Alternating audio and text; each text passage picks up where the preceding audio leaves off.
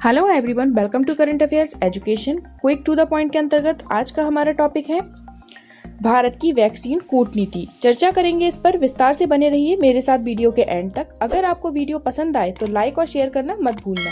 यह topic UPSC civil सेवा परीक्षा के अंतर्राष्ट्रीय संबंध खंड से जुड़ा है। टॉपिक पर चर्चा करें उससे पहले एक इम्पोर्टेंट इन्फॉर्मेशन। यूपीएससी की तैयारी अब आप घर बैठे कर सकते हैं अनअकैडमी के साथ।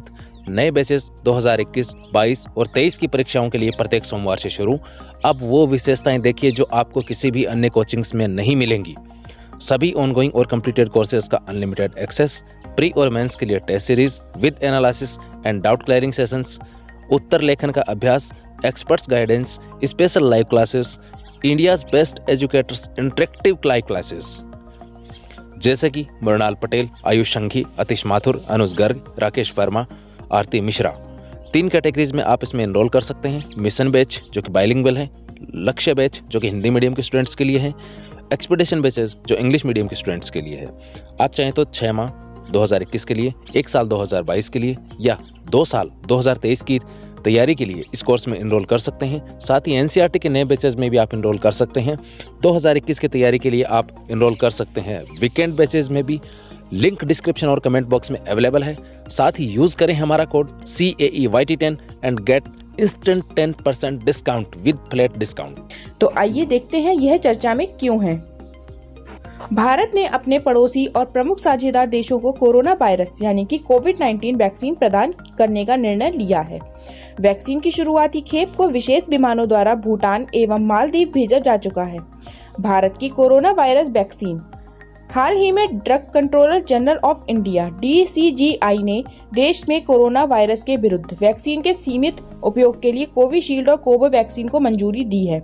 कोविशील्ड यह ऑक्सफोर्ड एस्ट्राजेनेका द्वारा विकसित कोरोना वायरस वैक्सीन को दिया गया नाम है, जिसे तकनीकी रूप से AZD1222 या CHADOX1 कहा जाता है।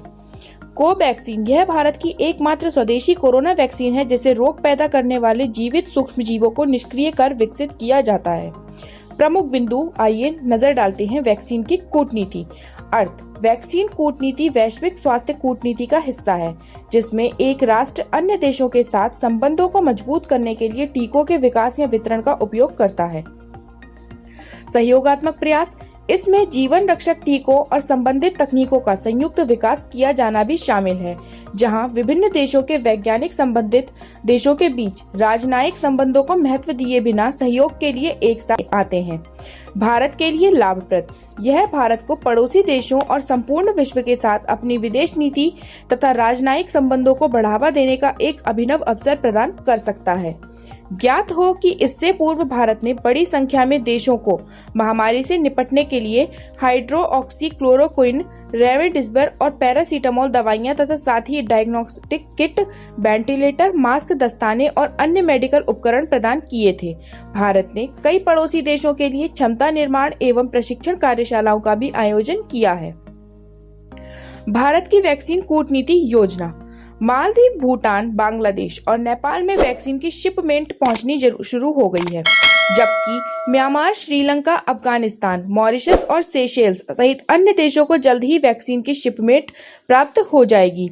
भारत की क्षेत्रीय वैक्सीन कूटनीति का एकमात्र अपवाद पाकिस्तान होगा, जिसने एस्ट्राजेनेका वैक्सीन के उपयोग को मंजूरी दे दी है, किंतु अभी तक ना तो उसने इस संबंध में भारत से अनुरोध किया है और ना ही चर्चा की है।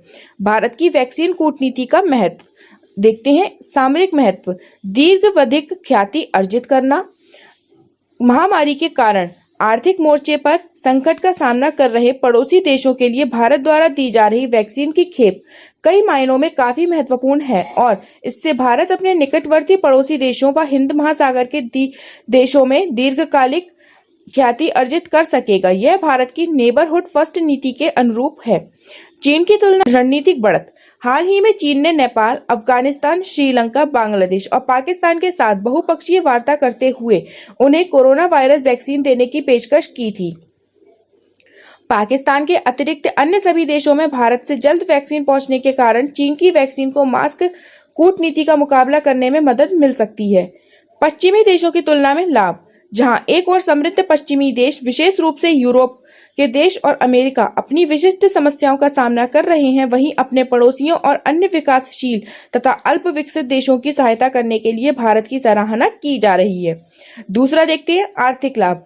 वैश्विक आपूर्ति केंद्र के रूप में भारत के निकट पड़ोसियों के अलावा दक्षिण कोरिया, कतर, बहरीन, सऊदी अरब, मोरक्को और दक्षिण अफ्रीका आदि देशों ने भी भारत से वैक्सीन खरीदने की इच्छा व्यक्त की है, जो कि आने वाले समय में भारत को वैश्विक वैक्सीन आपूर्ति का एक प्रमुख केंद्र बना सकता है।